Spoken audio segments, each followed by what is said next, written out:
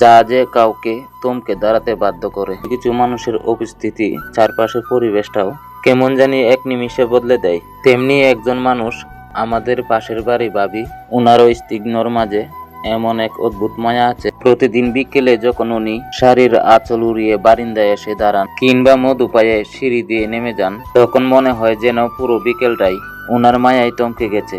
ওনার সাথে কথা বলার কোনো অজুহাত খুঁজা কিংবা দূর থেকে ওনার মিষ্টি হাসি দিকে তাকিয়ে থাকা, এ যেন এক নীরব ভালো লাগার গল্প, যা কাউকে মুখ ফুটে বলা যায় না। প্রেম মানেই তো সব সময় তাকে পাওয়ার অধিকার নয়, কিছু প্রেম দূর থেকে শুধু তাকে দেখে যাওয়ার। তার ভালো থাকার কামনার। ওনার ওই চঞ্চল চোখ, কপালের ওই ছোট টিপ আর ঠোঁটের কোনায় সেই চীনা হাসিটা কেন জানি আমার মনের অবাধ্য কোলাহলকে এক নিমিষে শান্ত করে দেয়। উনি যখন খুব কাছে এসে দাঁড়ান, ওনার শাড়ির সুবাস আর ওই মায়াবী চাউনি আমার চারপাশের বাতাসকেও ভারী করে তোলে।